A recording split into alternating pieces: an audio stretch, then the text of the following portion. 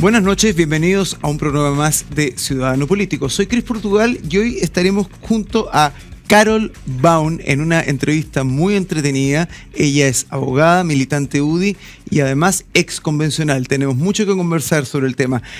Carol, bienvenida, gracias por estar acá. No, gracias a ti por la invitación, tremendo programa Ciudadano Político, así que... Gracias. Yo también te sigo en tu programa en la mañana. Ah, muy bien, está bien. Pero yo te sigo diario. Así es, estamos todos los días y en La Voz de la Gente es entretenido y además la gente acompaña un montón, o sea, conversan, comentan, después uno el fin de semana se encuentra con gente que te dice cosas, así que muy agradecido acá estar. Aparte un buen horario para estar como oyendo y poniéndose un poco al día y oyendo opiniones. Bueno, Carol, para las personas que nos ven en casa, tú eres militante de la UDI, histórica de toda la vida. Yo tengo una historia muy particular porque en mi casa no se hablaba de política, para nada. Mi papá fue dirigente gremial toda la vida y mi mamá venía como de una onda media de C, pero no se hablaba de política. Entonces yo entré a la universidad, a Derecho en la Católica, y ahí, imagínate, me hacía clase Andrés Chadwick, la Marcela Cubillo, Irarrázaval, que también había sido, también era como gremialista, Gonzalo Roja, o sea, ya como el gremialismo, Rodrigo Álvarez, total. Y el movimiento, y me metí al tiro en las cosas que me gustaban a mí, que eran más bien las cosas sociales, y eso iba directo con el movimiento gremial en esa época. Ernesto Silva era candidato a presidente del centro de alumnos ese año. Entonces, como que me metí en el gremialismo, de alguna forma, en la universidad. Y cuando salgo, lo primero que hice fue meterme a Jóvenes al Servicio de Chile, que era un programa de la Fundación Jaime Guzmán, que era de servicio público. Esa era mi línea, pero mi línea iba como directo a la UDI nomás. Entonces, y ahí, y finalmente ya, cuando ya estaba trabajando en el programa Jóvenes al Servicio de Chile, por el año 2005, empecé a militar. Oye, y bueno, tú eres magíster en políticas públicas, máster en Derecho en la Universidad de Georgetown, fuiste integrante de la Convención Constitucional, que eso vamos a conversar, que tengo mucho que preguntarte sobre el tema. Y además fuiste subsecretaria en Carabineros de Chile en el primer mandato del presidente Sebastián Piñera y subsecretaria de la Niñez en el segundo mandato del presidente Sebastián Piñera. Tú eres casada y tienes 3 hijos. Sí. ¿Cómo se lleva esto en casa? Mira, ahí hay una diferencia muy grande. Yo el 2010 fui subsecretaria y no tenía hijos, no estaba casada, no tenía hijos. Y el 2018 tenía 3 niños en que cuando yo asumí tenía 8 meses el menor y las otras tenían 3 y 2 años. ¿Cómo asumiste como convencional? Como subsecretaria de la niñez. Ah, perfecto. Ahí. Tenía 3 guaguas en la casa. Pero como ya tenía harta experiencia en esto, me organicé muy bien. Ahí tuve un gran jefe que fue el de Alfredo Moreno, el ministro Alfredo Moreno. Entonces claro. Yo le digo, mire ministro, hagamos una cosa. Usted exíjame igual que a cualquier subsecretario, pero no me pregunte dónde estoy, sino que metas y no presencialidad. Ahora, uno está mucho igual cuando Alfredo es subsecretario. Moreno tiene gran fama de negociador, de los mejores negociadores de Chile. Así es, aprendí kilos de él. Y me dijo, me cumplió siempre la palabra. Yo sabía, de repente me llamaba a preguntarme algo, escuchaba un griterío de niño alrededor mío, pero nunca me preguntaba dónde estaba. Entonces, ¿qué hice? Nos organizamos. Primero, un gran equipo, con 3 niños chicos y sin un buen equipo imposible. Segundo, las prioridades súper claras de, por ejemplo, ni un viaje que no sea súper necesario, ni una actividad social, que son muy entretenidas en la política, pero muchas veces no son necesarias. Y lo otro, muchas veces, llegar temprano, dejar durmiendo y seguir trabajando. Pues eso era parte de... Tuve la suerte de que en el fondo ya con 3 niños ya había sido subsecretaria antes, entonces tenía la experiencia para poder organizarme bien. Bien. Así que lo manejé bien, tuve mucha ayuda, obviamente tengo un marido extraordinario en eso, que no le tengo que pedir, sino que le gusta. Él le gusta estar, le gusta que los niños no estén solos, no es porfa, quédate, no, está feliz haciéndolo cuando hay que hacerlo, así que súper bien. Oye, bueno, y en esta pasada por las 2 subsecretarías, te tocó trabajar con el expresidente Sebastián Piñera, que además hoy has tenido jefes, pero sí, notable. Entre Alfredo Moreno y Sebastián Piñera. ¿Cómo fue trabajar con él? ¿Intenso? Mira, él Yo te diría que la primera, cuando era subsecretaria de Carabineros, no fue en forma muy directa porque yo tenía que cerrar esa subsecretaría, se estaba transformando el Ministerio del Ministerio de Interior y Seguridad Pública, se cambió, entonces se cerraba esa subsecretaría, así que era una pega mucho más, me tocó relacionarme mucho con los Carabineros en el tema de la reconstrucción después del terremoto, pero en el arista más política con el presidente mucho menos porque era en ese momento una subsecretaría que se estaba cerrando. En el segundo mandato yo empecé a trabajar con él en el programa de gobierno. ¿Por qué? Porque muere Lisette Villa en una residencia del Sename. Fue dramático por muchas negligencias, y el presidente ya había empezado. En el gobierno anterior tenía el tema de los niños primero, que lo había metido también Felipe Kast. Lo tenía ahí, pero no se había hecho nada. Muere Lisette Villa como el segundo año del gobierno de Michelle Bachelet, y el presidente con Gonzalo Blumel nos llama al tiro. Yo les mandé un mail, le digo, esto fue lo que se hizo en el gobierno anterior desde desarrollo social en materia de niñez, porque después de Carabineros yo me pasé al Ministerio de Desarrollo Social y estuve en eso, trabajando eso. Les mando eso y dice, hay que hacer un programa de gobierno claro ahora, y empezamos a trabajar 2 años antes, y se transformó en prioritario para el presidente el tema de los niños. Entonces, el Acuerdo Nacional por la Infancia, todo eso se hizo directamente con él, y la experiencia, yo tengo una muy buena experiencia en el sentido de que fue muy exigente, como es el presidente Piñera, pero realmente estaba preocupado del tema. Le preocupaban y le preocupaba bien que se hicieran las cosas bien. Eso, después vino el estallido social y claramente ahí cambió todo, pero logramos hacer algo que era muy esperado y que llevábamos 12 años en eso, que fue hacer la ley que creaba el nuevo servicio que cerraba el Sename y tramitar una ley de garantías de derechos de las niñas. Y eso lo hicimos con el apoyo directo del presidente Piñera, con Juan José Osa y Max Pavés principalmente, que eran los subsecretarios que estuvieron desde la SECPRES, y fue una gran experiencia como tú decías, de negociación con el ministro Moreno, después siguió Sebastián Sichel también, pero de negociación, pero de un trabajo apoyado por el presidente, y eso yo la verdad es que fue una tremenda experiencia política, bueno, en todos los ámbitos, comunicacional, muy, muy buena. Bien, Carol. Te voy a llevar por ciertos temas en este primer bloque. En el caso de un homicidio de la menor Ámbar Cornejo, tú fuiste bastante crítica del actor del Poder Judicial. Sí. Te voy a citar. Tenemos que ver cuál es la forma de sancionar a un juez que por su ideología o por sus ideas se transforma en un peligro para la sociedad. Te pregunto, para ti... Mira, qué buena investigación hiciste, no me acordaba. ¿Los jueces fallan ideológicamente en Chile hasta el día de hoy? Fallan ideológicamente hasta el día de hoy, y es muy lamentable. En ese caso, dejaron libre a un criminal y potencial criminal absolutamente. ¿Por qué? Por un garantismo malentendido. No, distintas razones. Obviamente que como sociedad estamos al debe en lo que tiene que ver con la rehabilitación, reinserción de presos, y tenemos sistemas carcelarios cada vez peores, además por la gran cantidad de criminalidad que hay, y ahí la Pilar Larroulet tiene unos estudios muy buenos en ese sentido. Estamos al debe en eso, pero también hay casos gravísimos en todos los ámbitos, pero en el ámbito de violación y asesinato posterior de niños, es evidente que este personaje tenía condenas anteriores por casos gravísimos. Entonces lo dejan libre y al poco tiempo viola y mata a la hijastra. Entonces, claro, yo también estaba haciendo una provocación política cuando digo eso. Sí, claro. De hecho, porque lo más cuestionable... Hoy podemos conversar del tema, claro, hoy día ciudadana. Lo más política. Cuestionable era que era poder ejecutivo criticando al Poder Judicial. Sí, claro. En ese minuto. Y hubo una polémica, entonces parte del gabinete decía no, se tiene que ir, parte del gabinete decía que no.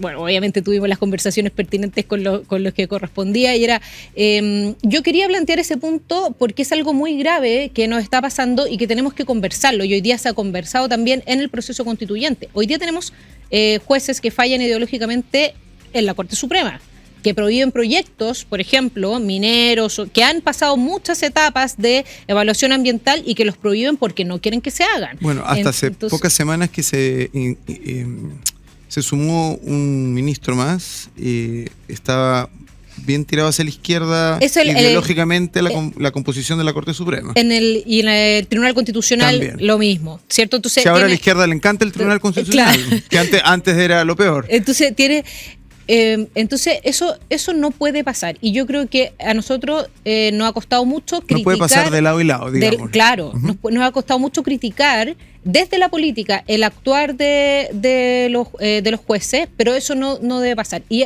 por muchas cosas, porque, por ejemplo... ¿Cómo se arregla esto? ¿Cómo se reforma esto? Lo que pasa es que esto tiene que ser una cosa, es muy serio, porque el nombramiento siempre es conjunto, entonces hay que estar siempre pendiente de que esto no pase, de que la formación de los jueces no sea uno y uno, sino que sean efectivamente jueces que vayan a fallar siempre en derecho porque ¿qué es lo que termina pasando? Por ejemplo, yo no tengo empresa, no tengo nada, así que me da lo mismo, pero si yo critico a los jueces y después me veo en un pleito, uno dice...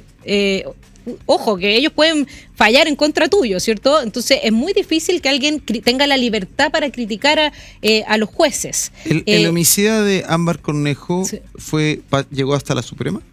No me acuerdo, no me acuerdo bien. Pero eso, no, porque lo que pasa es que tenemos jueces que fallan ideológicamente en todas las instancias. Sí, claro. Esto es el sistema penal. Ahí es donde yo me refería. ¿Cómo se soluciona eso?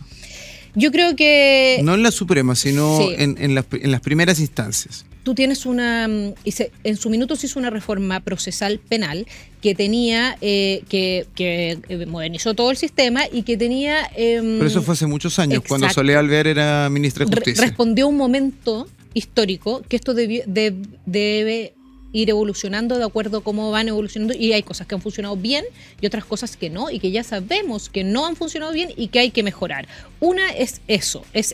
O sea, necesitaríamos una nueva reforma procesal penal. Exacto, y no de la envergadura que fue la anterior, pero en algunos temas sí, es muy relevante que no queden sueltas personas que van a volver a delinquir. Y esto pasa en temas tan graves como el de los niños, pero también pasa en temas chiquititos. O sea, cuando yo era subsecretaria de Carabineros, el 2010 ya me comentaban, los carabineros me decían, pero lo que pasa es que si yo detengo por quinta vez al mismo gallo que hace un micro robo en una esquina, o que se manda en el fondo ¿cómo se llama? Que roba las billeteras en una esquina, o el celular. Carterazo, como le dicen. Claro.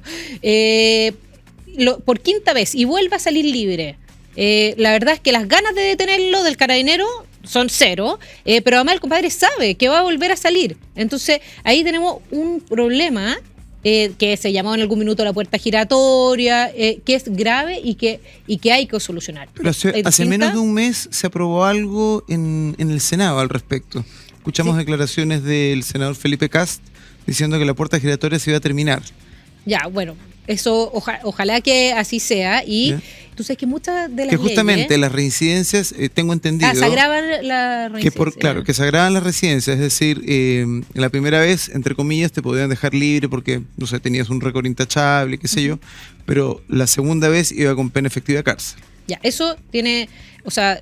Ojalá Desconozco que si se ha promulgado. Ya. Ojalá que eso sea así, eso es muy bueno. Y ahí todo tiene que la política pública, por eso es tan entretenida, pero por eso es tan difícil. Tiene que ir todo de la mano, porque para que eso funcione bien, tú tienes que tener un buen sistema de reinserción. Tú tienes que ojalá poder separar a los primerizos de los reincidentes, para que la cárcel no sea una escuela de aprendizaje de cómo delinquir mejor, digamos.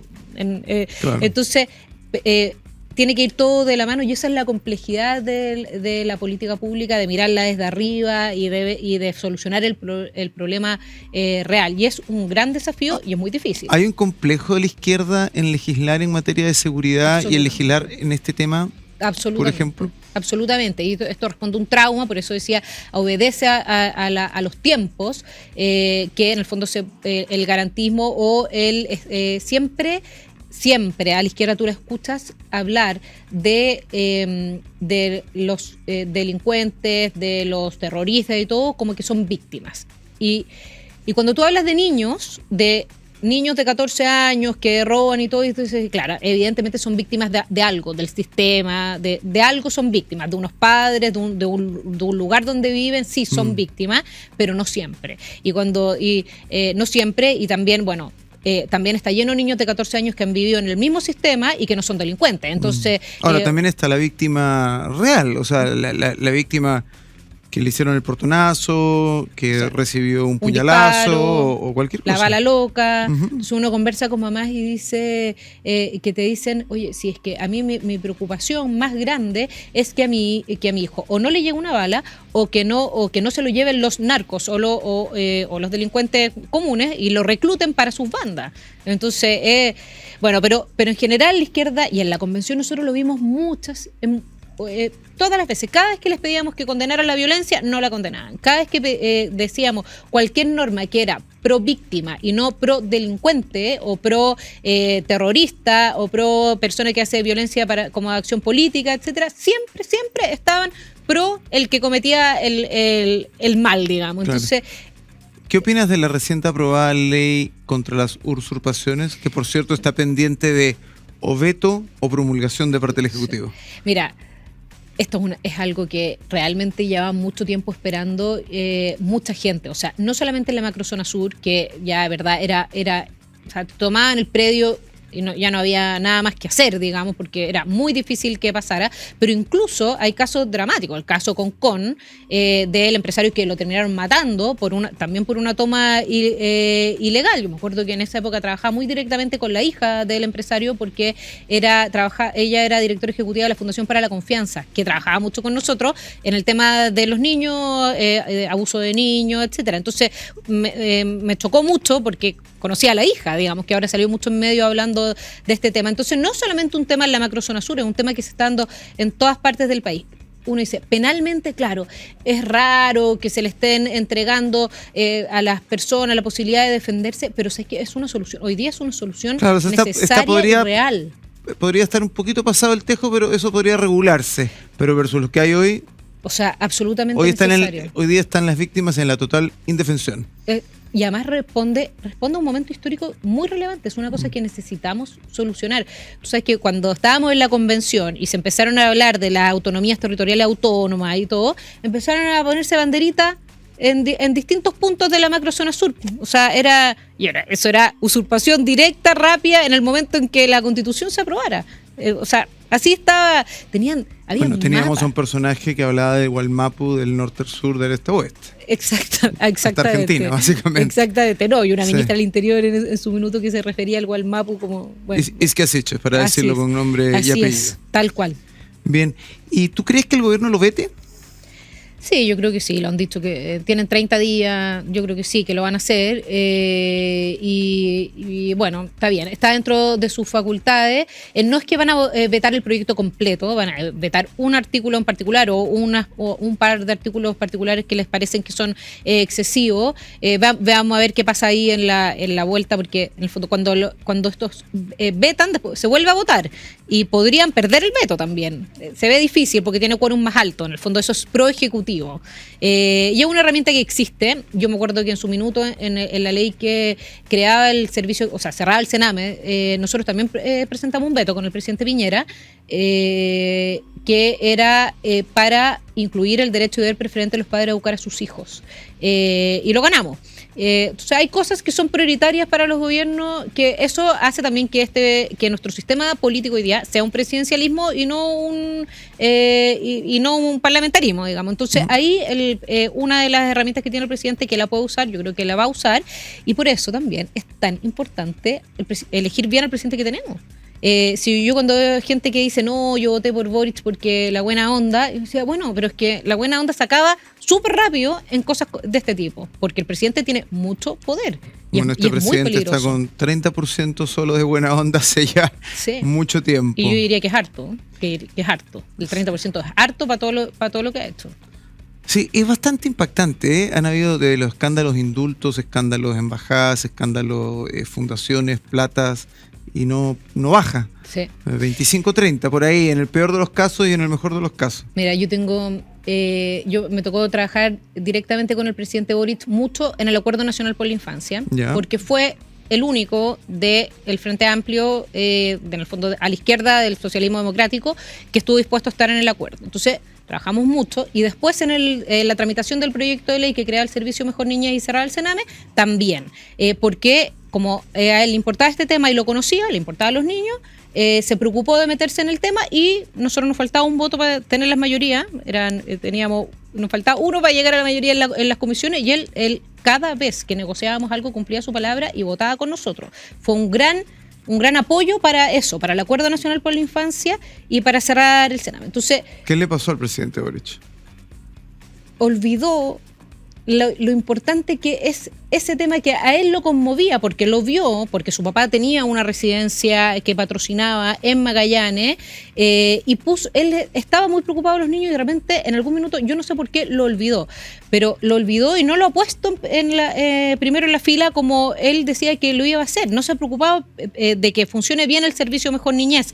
Hace 3 o 4 meses que no tenemos defensora de la niñez, no se ha nombrado, y yo sé que es una atribución del Senado, pero el presidente puede también influir para que por favor se nombre defensora de la niñez que pueda hacer la pega.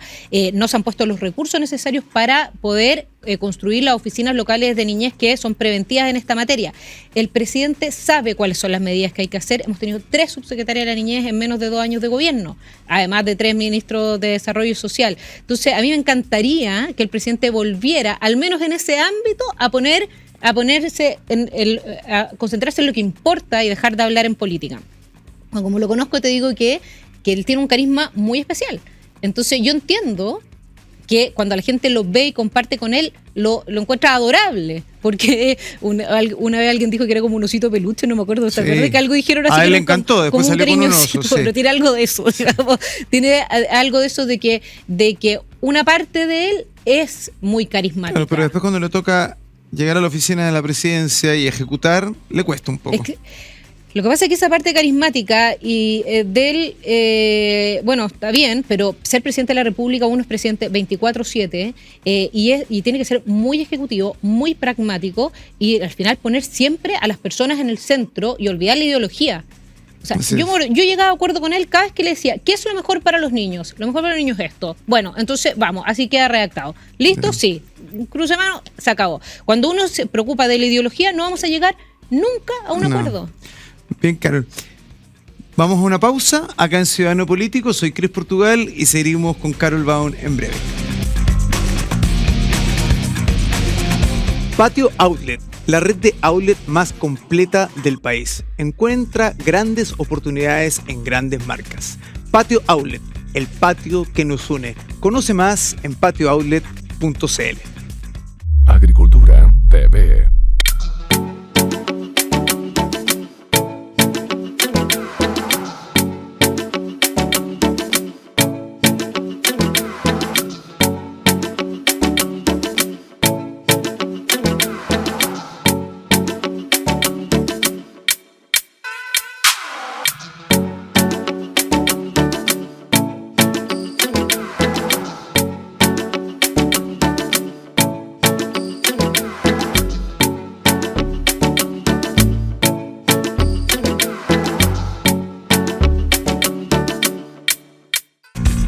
Estamos en Ciudadano Político, soy Cris Portugal y seguimos con nuestra invitada de hoy, la ex convencional Carol Baum. Carol, bueno, hemos estado comentando de todo un poco. Vamos ahora al tema constituyente, tema en el que tú eres experta. Y hay que decir de que además escribiste un libro en las sombras, un diario de una convencional. Aquí te lo traje, ahí lo voy a mostrar. Secreto Constituyente, diario de una convencional. Este regalo para ti. Oye, me encanta porque mi hija chica lo dibujó. O sea, mi hija mayor en verdad, pero era chica, todavía hizo el dibujo, tenía 7 años. Cuando lo hizo súper artista, a diferencia mía. Salió de ese lado de mi marido. Hizo la portada.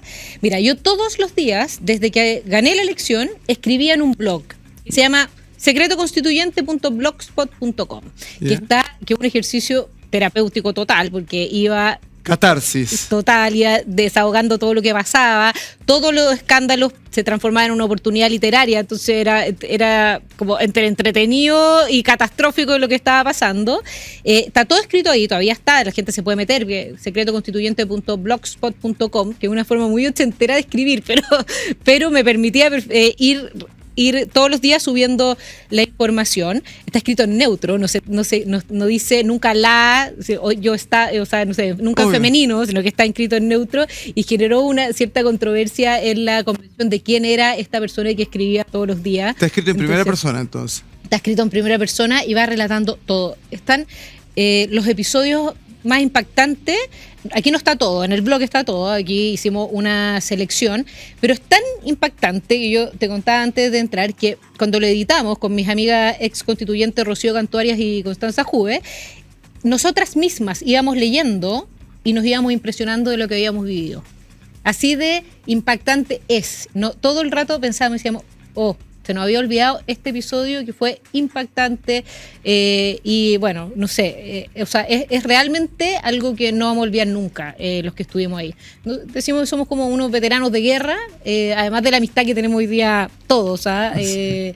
Y que nos va a durar yo creo que para siempre. Tenemos una experiencia realmente muy impactante, pero que nos sirvió mucho para conocer de cerca, directamente y sin ningún tapujo, lo que piensa, lo que quiere y lo que busca la izquierda. La extrema izquierda. La extrema izquierda. Sí. Claro, en esta convención además no había izquierda, como centro izquierda no había. O sea, estaba Fuad Chaín y Felipe Arboy sería. El resto, en el fondo, era muy de extrema izquierda. Habían unos pocos más, pero incluso desde el socialismo, que uno hubiera pensado que una persona como Ricardo Montero, que era el presidente o el jefe de bancada de los socialistas, podrían haber moderado en algo. No sé si no tuvieron la valentía, el conocimiento, la experiencia o nada, pero no moderaron nada. Por lo tanto, solo actuó la extrema izquierda. Claro, era un momento bien, bien difícil con esta extrema izquierda, porque hay que decir que inclusive fuera de la convención, en lo que eran las relaciones de los partidos normal, lo que todos consideramos como centro izquierda, hoy socialismo democrático, básicamente se entregaron a este discurso de extrema izquierda. Como no nos olvidemos que Elizalde dejó al Partido Socialista firmando con los que son actualmente el gobierno y dejó a todos sus compañeros históricos de centro izquierda votados, y todos estaban un poco rindiéndole pleitesía y se querían sumar a este barco que aparentemente era popular. Mira, Todas estas personas del octubrismo comandados por el presidente Gabriel Boric. Sí, pero mira, hay que decirlo. Pasó una cosa también que es bien, que a uno se le olvida. Pero hasta marzo del proceso constituyente, acuérdate, parte el 4 de julio del 2021, ¿cierto? Termina, el plebiscito fue el 2022, sí, ya. Parte el 4 de julio del 2021. Durante todo ese tiempo, al principio ya llama la atención las pifias del himno, un poco los disfraces, pero habían unas poquitas cosas que iban saltando y iban diciendo, qué raro, pero Elisa Loncón era una ídola para algunos. Después empiezan las campañas. Primera vuelta, primarias, primera vuelta, segunda vuelta, parlamentarias entre medio, y después vacaciones, y después asume el 11 de marzo el presidente Boric. Durante todo ese tiempo, y durante el tiempo en que se aprobaron todas las normas, que fue durante enero, febrero y parte de marzo, el mundo político no le prestó ni una sola atención a lo que estaba pasando dentro de la convención. Por eso los socialistas, que eran 10 personas con poca experiencia política, negocian un sistema político que era un desastre. Hernán Larraín lo escribe muy bien cuando dice, la verdad, o Fuad Chaín, dice, era un real desastre lo que estaban proponiendo, que era como un pegoteo de normas que no existían en ninguna parte del mundo, o sea, eran para un país inexistente, y que se echaban el Senado, ¿te acuerdas? Terminan con el Senado, y en su momento el mismo Elizalde le dicen, bueno, no, porque esto lo firmó el jefe de bancada de los socialistas, Ricardo Montero, y Elizalde dice, ¿quién es Ricardo Montero? Ese era el nivel de conexión que había entre los partidos políticos y lo que estaba pasando adentro de la convención. No había ninguna conducción política, por lo tanto. Y esto, entonces, cuando uno dice ha habido desinterés por parte de la ciudadanía en el proceso actual, uno dice, ojo, que en el proceso nuestro también hubo mucho desinterés. Yo me acuerdo en febrero que se están aprobando todas las normas. Yo estaba, entre comillas, de vacaciones, porque como era pandemia podíamos trabajar telemático, entonces estaba trabajando, pero estaba con mis niños de vacaciones. Y les contaba a mis amigos de la playa, les decía, mira, y todos me decían, pero ¿de qué me estás hablando? Nadie, de hecho, como que no nos creían. El 11 de marzo asume el presidente Boric y ahí recién empieza de nuevo a tomar la atención de lo que está pasando. Entonces yo te diría que esto se dio vuelta entre más o menos esa portada de Bernardo Fontaine que dice que se van a quedar con la plata con los fondos de pensiones, de la aprobación del aborto por ahí, pero muy rápido se da vuelta, muy, muy rápido. Entonces cuando hay gente hoy día que me dice, no, ¿qué vamos a hacer con el proceso actual? Que la gente no tiene interés o que la gente hoy día está en contra, ojo. que desde que está el texto hasta el plebiscito de salida, hay un buen momento para hacer entender a las personas, a la gente que normalmente no está preocupada de la política, de lo bueno o malo que va a ser el resultado. Ya, porque justamente para allá iba y para allá quería llevarte. ¿Tú con qué ojos ves el proceso actual? Porque tenemos un borrador, a diferencia del proceso anterior, esto empezó con un borrador de un bien llamado comité de expertos, Sí. que tenía una composición muy semejante a las fuerzas políticas hoy en día. Sí. Entonces, fue una negociación de lado y lado donde yo creo que nadie quedó totalmente contento y tienes normas que en el borrador que son de ahora a un lado y de otro no tanto. ¿Bien? Esta fue la base con la que el Consejo actual empezó a trabajar. Se presentaron las enmiendas, vinieron las elecciones, perdón. Y las elecciones determinaron que tanto republicanos como Chile Vamos tuvieran una mayoría donde no necesitaban al otro tercio, por decirlo de alguna manera, para llevar adelante este proceso. Ahora llegaron las críticas, llegaron las enmiendas, llegaron las negociaciones. Esta semana se están empezando a votar Así es. las cosas en el pleno, o sea, ya pasaron de las comisiones al pleno. Tú estuviste adentro de la primera convención. ¿Cómo ves este proceso ahora? ¿Le ves futuro? ¿Te preocupa? No, las dos cosas. Le veo futuro y me preocupa. Yo creo que a este proceso se le pusieron muchas salvaguardas para que no pasara la pasada de máquina que tuvimos nosotros, que vivimos nosotros. Desde la forma de elección, desde el Consejo de Expertos, desde los bordes. Así que hay muchas cosas que hacen que este proceso sea totalmente distinto, y lo que pasa es que a la gente contraria, a la que no le fue bien en la elección, a la izquierda en este caso, se le olvida todas las salvaguardas que se pusieron, pero fueron muchas. Y que la ciudadanía le haya dado esa mayoría republicano, y a Chile Vamos, a la derecha, en el fondo a la derecha completa, la mayoría total, la verdad es que, bueno, uno no puede creer en la democracia solamente cuando te juega a favor tuyo. Y eso fue lo que se ha demostrado mucho en la izquierda y lo demostró en el proceso constituyente anterior también. Solo defendemos la democracia y creemos en ella cuando la ciudadanía vota a favor de lo que yo quiero. No, pues eso no puede ser. Entonces, creo que se ha hecho un buen trabajo.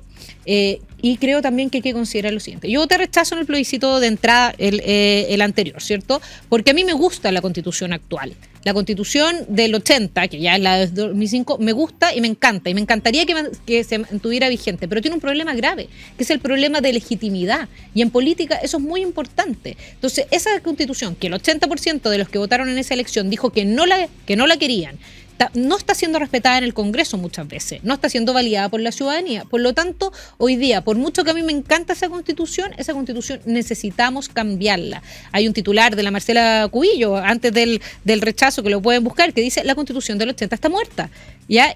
Con el cariño que le tenemos. A la Marcela le hizo clase Jaime Guzmán, fue su ayudante, entiendo. O sea, así ese cariño le tenemos, pero la verdad es que sabemos que es así. Por lo tanto, no vamos a tener una mejor oportunidad que cerrar el proceso con nuestras ideas, pero negociadas con todas las otras fuerzas, como fue en el comité de expertos y como va a ser después también. Tiene una segunda etapa el comité de expertos que ahora. Por lo tanto, yo creo que es la mejor oportunidad que tenemos, porque además, si no lo cerramos ahora, no va a terminar ahí, sino que se va a ver en el Congreso. En el Congreso los quórums son más bajos de aprobación y nosotros no tenemos la mayoría. Por lo tanto, mejor oportunidad para la derecha, para la centro derecha, de aprobar una constitución no va a haber. ¿Y qué pasa cuando sale toda la izquierda que está representada en el Consejo y hace un par de semanas dice: invitamos a todos los consejeros de derecha a que retiren todas las enmiendas? ¿Es serio eso? No, pues no es serio, es una patudez, es una pataleta, y además que ellos también presentaron muchas enmiendas. Bueno, vótenlas en contra, traten de llegar a la mayor cantidad de enmiendas, estas enmiendas de unidad, no me acuerdo cómo se llaman bien. Sí, unidad a propósito. Claro, la enmienda de unidad a propósito, traten de buscar lo más posible, y no, o sea, ellos que no querían expertos, que querían solamente constituyentes elegidos por la ciudadanía. ¿Por qué? Porque normalmente la ciudadanía les da el favor a ellos. Bueno, se llegó a los expertos para que nadie pasara máquina. Cuando la ciudadanía elige al otro lado, fíjate que ahora ya no me gusta la democracia, sino que solamente los expertos. Eso es una patudez. Pero además hay una cuestión que hay que pensar en el país, Cris, y es muy grave esto. Nosotros llevamos mucho tiempo con las inversiones paralizadas. 3 años. Totalmente. Los que trabajan en el mundo inmobiliario, yo tengo un marido arquitecto, los que todos los que trabajan en proyectos que se van generando en forma permanente saben que estamos realmente con proyectos paralizados por miles de razones, pero una es eso, porque no sabemos cómo va a estar garantizada la propiedad, cómo van a estar configuradas las fuerzas políticas. Entonces, para que haya inversión, crecimiento, empleo y lo más importante también, o sea, empleo es lo más importante, pero segundo, mayor recaudación para poder tener plata para repartir a los que tienen las mayores necesidades, para eso necesitamos cerrar esto y tener certezas jurídicas. ¿Y ves capacidad de consenso? Bueno, ¿Ves a un Chile Vamos bien unido con republicanos, por ejemplo? Sí, ¿Ya? totalmente. Mira, la gente... ¿Y de la otra parte ves a alguien por lo menos con capacidad de consenso? Ya, yo te voy a decir, el vicepresidente del Consejo cuando dio su discurso inaugural, Sí. junto a ¿Beatriz Evia? Beatriz Evia, él se llama Valle, Aldo Sí, Valle. Aldo Valle. Aldo Valle.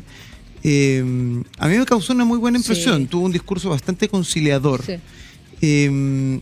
¿Esto tú crees que ayude que llegue en algún momento a poder destrabar algunas cosas? Mira, ¿O ves a estos convencionales, a consejeros de izquierda, oigan, vamos a votar en contra?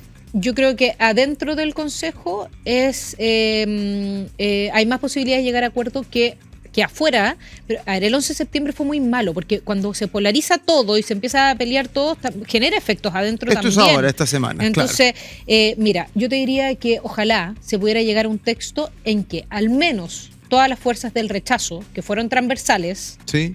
estén de acuerdo. O sea, desde republicanos hasta demócratas y un poquitito más allá. Porque acuérdate que por el rechazo también se manifestaron personas que fueron exiliados, que estuvieron en el gobierno de la UP, o sea, a ese nivel claro. estuvo. Gente sensata de izquierda que estuvo por el rechazo, hubo mucha. No solamente hasta demócrata, más allá también. Entonces yo esperaría que todas esas personas que han dejado de lado sus ideologías por poner a Chile, a las personas por delante, estén por buscar este acuerdo y estén por la opción a favor. Y si no es así, se nos viene un duro, va a ser muy malo. Expliquémosle a las personas que nos ven en casa un poco.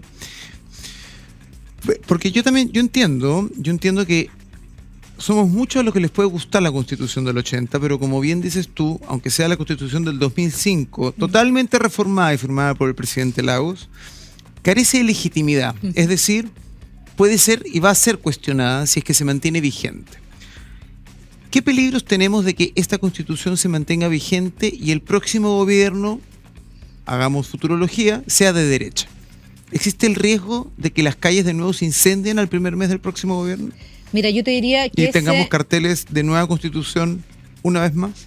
eso podría pasar, pero yo frente a esa amenaza no haría nada. Yo encuentro que ante la amenaza de la violencia uno tiene que actuar, bueno, no sé, teniendo buena inteligencia, buenas policías, etcétera. Lo que más me preocupa a mí es que sin una nueva constitución, con la constitución actual que siga vigente, tenemos en el Congreso los quórums de reforma de la Constitución actual, los que actualmente están vigentes, que es la que quedaría si gana él en contra en diciembre, son muy bajos. Eso significa que en el Congreso pueden hacer todas las reformas que quieran y ahí va a ser una Constitución absolutamente de izquierda, muy parecida a lo que propuso la Convención. ¿Por qué? Porque eso nosotros lo hemos visto como lo están haciendo ahora.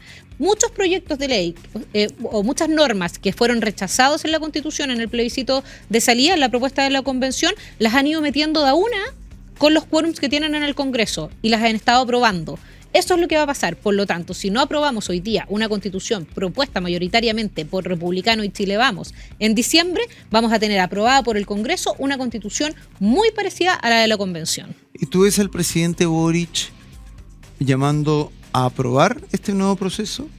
¿O ves llamando a este presidente Boric a votar en contra de este proceso? Lamentablemente veo al presidente Boric en la mañana llamando a aprobar y en la tarde porque al final cuando él está sensato pensando en Chile y en el futuro, de saber que lo mejor para Chile es cerrar este proceso lo antes posible y que lo que se está proponiendo hasta ahora no hay nada que sea un escándalo de ningún tipo, sino que es bastante razonable y que le hace sentido a la gente. Pero cuando se lo come su ideología total, va a rechazar y va a decir que esta es una constitución identitaria, que la verdad es que hasta ahora, lo que yo diría, no tiene nada de identitaria. A mí el llamado más importante es a la gente de derecha que está diciendo que hay que votar en contra porque está cansada por distintas razones. Yo creo que eso es muy irresponsable. Yo creo que no vamos a tener una mejor oportunidad como centro derecha de dejar plasmada de la mejor manera posible nuestras ideas en un texto. No, si tú lees las redes sociales, la de tu programa, la de los Tres Mosqueteros, en los que estamos con Mervilá y Pancho Rego, y las de Ciudadano Político, exactamente, hay muchas personas que son de derecha, que votaron rechazo, que les gusta la Constitución actual y que desde ya, sin tener el texto que vamos a votar, ya van a votar en contra o anuncian que van a votar en contra. ¿Qué le dirías a ellos? Yo les diría que esperen para leer el texto final y que piensen no solamente en la comparación de la Constitución del 80 y la actual, sino que piensen en que si es que no se aprueba esta, vamos a tener una muchísimo peor hecha por el actual Congreso. Y a nadie, que yo sepa, tiene especial admiración por el actual Congreso, por la Cámara de Diputados y por el Senado. En el Senado estamos mejor, pero en la Cámara de Diputados, entonces, ¿qué prefieren? Yo creo que esa es la disyuntiva, a favor de una Constitución escrita mayoritariamente por personas de derecha o de centro derecha, o una Constitución que va a ser la alternativa, la Constitución actual, reformada por la actual Cámara de Diputados. Yo creo que frente a eso no hay dónde perderse. Perfecto. Carol, vamos al siguiente bloque. Bien, estamos acá en Ciudadano Político, vamos a hacer una pausa. Soy Cris Portugal y seguimos la entrevista junto a Carol Baum.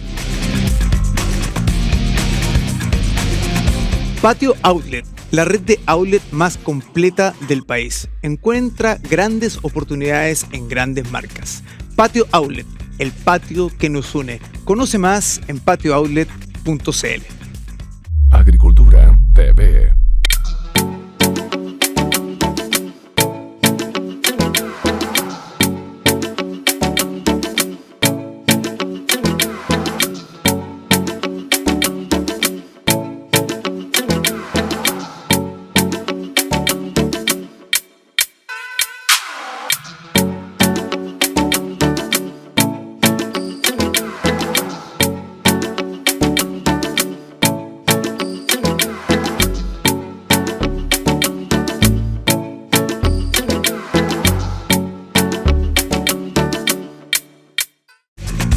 Estamos de regreso acá en Ciudadano Político, soy Cris Portugal y hoy nuestra invitada es Carol Baum, ex convencional.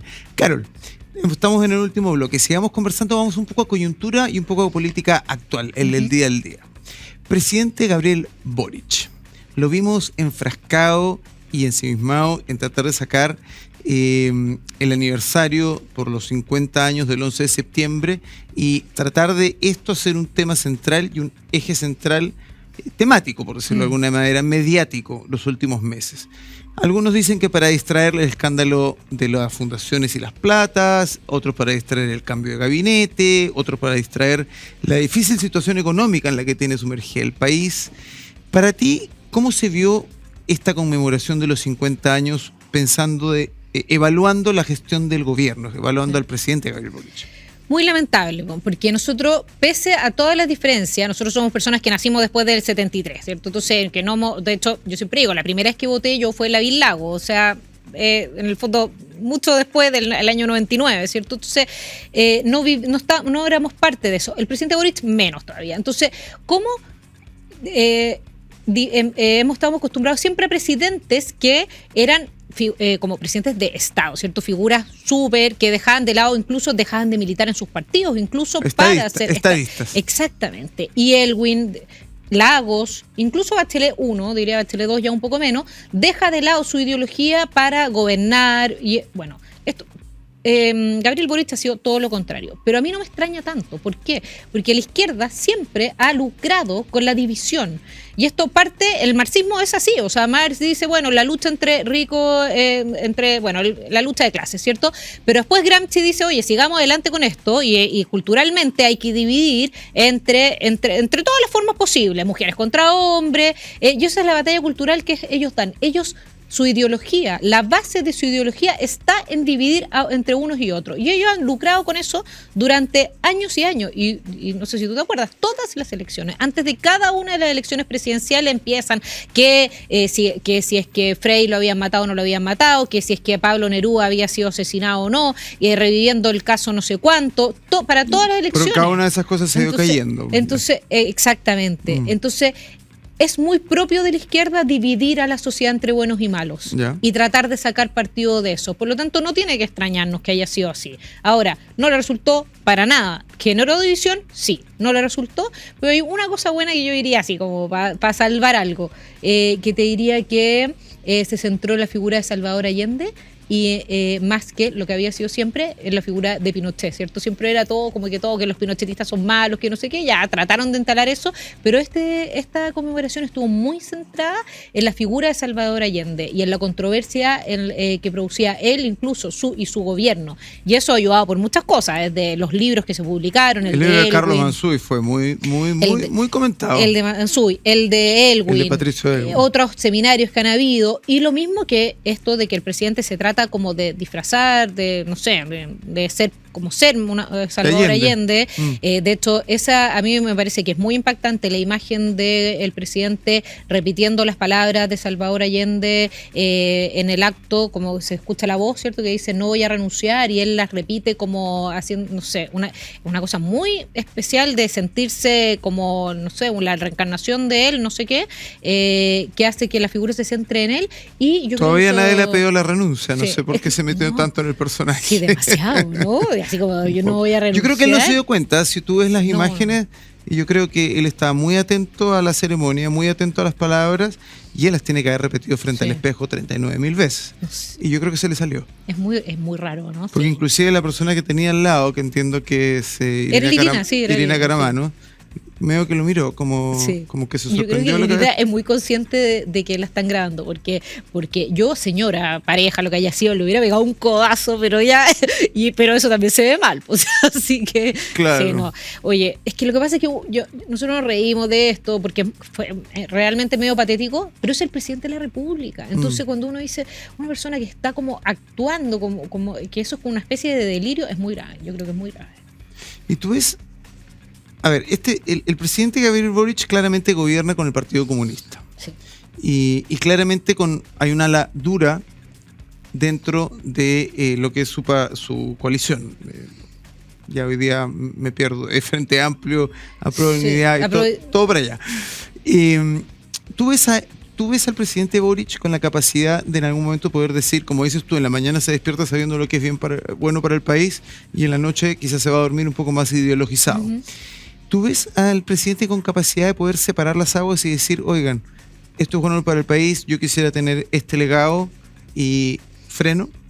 ¿O está entregado y ya solamente va a administrar lo que queda de gobierno? Yo creo que es muy tarde, ya es muy tarde. ¿Ya? Y los gobiernos tienen dos cosas. Uno, un legado, un legado que es como más ideológico, simbólico, de las cosas que se hagan y para dónde van.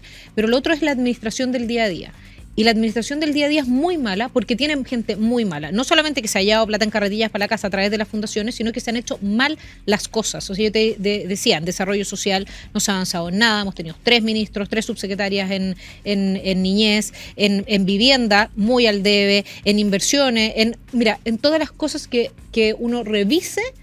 Ha habido muy pocos avances y eso le influye en el día a día a las personas. La cantidad de gente que se ha muerto en listas de espera, ellos que dijeron que iban a terminar con las listas de espera, bueno, las listas de espera en el sistema de salud. Por lo tanto, ya tienes una base muy mala que es la administración del día a día. En general puede haber un gobierno que sea malo, de hecho un municipio que sea malo, por ejemplo, pero que las cosas funcionan y van avanzando. Aquí la base ya es muy mala. Y lo ideológico, que para ellos era la nueva constitución, los 50 años del golpe y todo eso, les ha resultado pésimo. Por lo tanto, yo creo que este gobierno va a terminar con un muy mal récord, o sea, en todos los índices y sin ningún legado real, y veo muy difícil que resulte algo. Mira, si resulta algo como, por ejemplo, una mejor reforma de pensiones, va a ser gracias al trabajo político de los parlamentarios, de los partidos políticos y de la sociedad civil que se ha organizado muy bien para esto, pero no gracias a él. Además, insiste en tener en las cosas más relevantes ministros comunistas, que la verdad es que no le dan confianza a nadie, o sea, muy difícil. ¿Cómo evalúas tú a esta dupla que se dice un poco que lleva las riendas del asunto, el ministro Marcel y la ministra Carolina Toa? Mira, yo creo que estamos mejor con ellos que sin ellos. Que sin ellos, digamos. O sea, con ella que con Isquia Siches. Carol Baum, siempre directa e incisiva.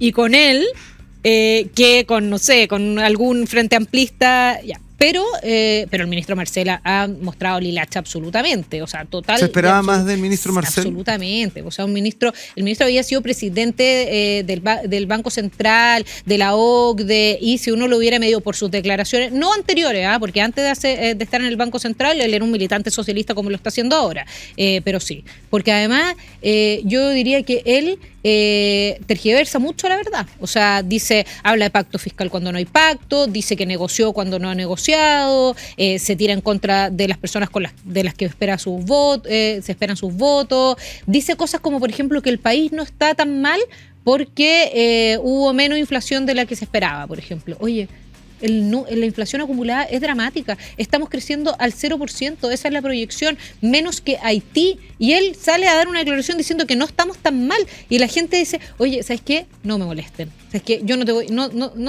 ¿cómo puede ser tan fresco, por no decir un chilenismo, de pararte frente y decir, no estamos tan mal, creciendo al 0%, o sea, el país que menos crece de toda Latinoamérica. Es inentendible un poco de él, ¿no? Como dices tú, cuando estuvo a cargo del Banco Central se le veía más bien ecuánime, y de hecho, cuando ya el presidente Boric había ganado las elecciones, y venían un poco estas intrigas que siempre hay de quién va a ser qué ministro o va a ocupar qué cartera, las voces decían, bueno, si Marcel aterriza en Hacienda es un símbolo, un signo de estabilidad, por lo menos. Lo que subió la bolsa ese día. Imagina. O sea, ese día que había así como, ya, ¿cuál va a ser el gabinete? Bueno, como que todo el empresariado, en la bolsa se lee todo, dice, bueno, ya, tranquilo. Pero claro, quizás esto era una forma de ser, él quería ser presidente del Banco Central, fue presidente del Banco Central, lo dejó y se transformó en un político de tomo y lomo, pero a mí me llama mucho la atención que en el fondo tenga la patudez de decir que estamos bien, porque estamos muy mal. Y cuando uno dice, no, sí, bueno, ya crecer 0% no es tan malo, o sea, cada vez, y esto porque la gente que nos escucha, no todo el mundo es experto en economía, bueno, nosotros tampoco, pero sabemos que por cada 0,1% de crecimiento del país, por cada punto de crecimiento, es gente que sale de la pobreza, es gente que tiene trabajo, es gente que está mejor, es gente que puede llegar más fácil a final de mes. Entonces no da lo mismo, porque uno dice, no, entre 0 y 1% sí hay una diferencia, y entre 0 y 5, que fue un crecimiento promedio durante los años durante los 30 años más o menos, hay una gran diferencia. Entonces, por eso no puede ser tan fresco de plantearse ante la ciudadanía como diciendo, no, si está todo bien. No está bien, está todo muy mal y va a estar peor, no para él, porque él va a seguir teniendo su sueldo. Y probablemente tú y yo vamos a tener condiciones menos buenas de vida, pero para la gente pobre y para la clase media es muy grave lo que está pasando. Es grave. Bien, Carol. Vamos llegando al final de la entrevista. Vamos a un set de preguntas cortas y respuestas cortas, que se nos va el tiempo. Eso me cuesta un montón, ¿no? ¿Ya? No, pero va a ser. No, sí puedo. Vamos con la primera pregunta. Ya. Carol Baum, ¿qué nota le pondrías al gobierno del presidente Gabriel Boric? No sé. No me acuerdo cuál le puso la Conijuve. A ver, un 3. Un 3. ¿Te acordás, no? Te voy a decir que ese ha sido el promedio. Ah, ya. Lamentable. Sí, lamentable. Sí, un 3. Pero ese ha sido el promedio. Un 3. O sea, absolutamente rajado, de todas maneras. Bien. Carol, ¿te la juegas porque se aprueba o se rechaza la nueva Constitución? Esto es mi optimismo innato, pero me la voy a jugar solo por optimismo a que se apruebe. A favor. A favor. Ya tuvimos la experiencia de que lo dimos vuelta una vez. Claro. Esperamos poder darlo vuelta de nuevo. Bien. Carol, ¿cuál es tu político peor evaluado hoy en ejercicio? Hoy en ejercicio. No, por la responsabilidad que tienes el presidente. El presidente de la Sí, República. el presidente Gabriel Boric, sí. Porque no ha estado a la altura, tiene un nivel de responsabilidad demasiado alto, y cuando dicen que es muy joven, no es verdad. No es verdad. O sea, yo fui subsecretaria la primera vez cuando tenía 30 años, y la verdad es que tenía un kilo de experiencia en el sector público y en el privado. Pero Aparte, él viene de la Cámara de Diputados, digámoslo, no viene de su casa. Claro, pero, o sea, efectivamente le puede faltar experiencia en administración, en conocer bien el mundo privado, en lo que es, bueno, en el fondo, de pasar de la dirigencia universitaria al Congreso y después a ser presidente de la República, eso, pero no es un tema de edad. Hay gente de 36 años, 35 años y menos, muy preparada y que podría haberlo hecho muy bien. Entonces, cuando uno no tiene las competencias para asumir un cargo, es muy irresponsable asumirlo. Y él mismo lo decía en algún momento, decía, no, mira, más adelante vamos a ver y todo. Bueno, lo dijo en una entrevista de Muschietti. Tú te presentas a un cargo, a una primaria, y la ganas, no sé qué, bueno, si es que no te sientes capaz de llevar ese cargo, no puedes seguir adelante. Es irresponsable. O sea, si a ti te ofrecen ser presidente del Banco Central, probablemente, no conozco tu competencia en materia económica. Yo diría, presidente del Banco Central, obvio que diría que no, porque si no tengo las capacidades para eso. Pero no solo eso, es como que a mí me dijeran que cocinara en el Toro. Te diría que no, pues, o sea, te fijas, si no sé hacer eso, ¿cómo lo voy a hacer? No, si eso lo logramos de todas maneras. Nos metemos juntos a la cocina. Bueno, sí. Carol, las últimas dos preguntas. ¿A quiénes te gustaría ver en las primarias, por lo menos, de las próximas elecciones presidenciales? No te voy a decir en la segunda vuelta para no dejarte en aprietos, pero... Bueno, yo... hay que pensar bien cómo, si es que las primarias, en el fondo tienen que haber primero internas, cuáles, pero sí, obviamente me gustaría mucho ver a Evelyn Matei. También me gustaría ver a José Antonio Kast. Yo creo que hoy día representa a una gran mayoría muy relevante de chilenos, y es muy importante, y espero que en esas primarias el que gane de los dos trabaje con el otro. Yo creo que es muy relevante. ¿Otro nombre de la UDI que te guste? Lo que pasa es que realistamente hoy día no hay otro nombre, pero sí, yo creo que Javier Macaya lo haría muy bien. Ahora, un Evópolis, un RN1, a ver. Chuta, no vio mucho posicionamiento hoy día. Muy bien, Carol. No sé más. Vamos a la última pregunta. ¿Y te vamos a ver en el futuro como candidata a algún puesto como alcaldesa, diputada, senadora? Mira, yo empecé a trabajar en el Congreso el año 2005. Era asesora de Darío Paya, que era uno de los diputados más jóvenes. Esa bancada de la UDI, no sé cómo se llama, la alianza se llamaba con RN, más la DC, más todos los parlamentarios en general que había, los 120 diputados, eran realmente la mayoría de primer nivel. Uno de los problemas que hemos tenido hoy día es que tenemos, en el fondo, malos cuadros, que no son tan buenos, tan preparados en muchos ámbitos, los políticos en general. Por lo tanto, creo que a las personas como yo, que les apasiona el servicio público, que les gusta, que tenemos cierta formación para poder hacerlo, tenemos el deber y la responsabilidad de estar ahí disponible. Yo voy a estar disponible, espero poder competir en una próxima elección, idealmente parlamentaria. Creo que ahí hay un espacio muy... que tenemos que mejorar de todas maneras, y no solamente yo espero que muchos exministros, exsubsecretarios, exconvencionales también estén disponibles, porque la verdad es que en la convención demostramos que cuando trabajamos juntos y unidos y trabajamos bien, jugando de memoria, en equipo, etcétera, podemos influir mucho en el país para que las personas estén mejor. Así que la respuesta corta es sí, espero. Bien, Carol, bien. Muchas gracias. Gracias por haber estado hoy en Ciudadano Político. Esperamos que no sea la primera visita, sino que nos vuelvas a visitar acá. Vamos a tener mucho que conversar. Cuéntanos dónde podemos comprar el libro, muy, muy cortito. El libro en buscalibre.com está, también en Culpo, también lo pueden encontrar, y oye, se van a entretener un montón. Muchas gracias. No es como cuenta el día a día, y es una crónica, es un libro entretenido de leer, en que a veces uno quiere... Algunas veces se ríe y algunas veces quiere llorar. No, lo voy a leer. Sin duda va a ser mi lectura del fin de semana largo del 18. Excelente. Muy bien, gracias, Carol. Que esté muy bien. Esto fue Ciudadano Político, gracias por habernos acompañado. Soy Cris Portugal. Hoy nuestra invitada fue Carol Baum, ex convencional. Recuerden vernos a través de Agricultura TV, a través de agricultura.cl, a través del canal 182 de Sapin, pero sobre todo a través de nuestro canal de YouTube de Agricultura TV, donde van a encontrar todos los capítulos de Ciudadano Político. Los dejo invitados a eso y más. Nos vemos la próxima semana. Gracias.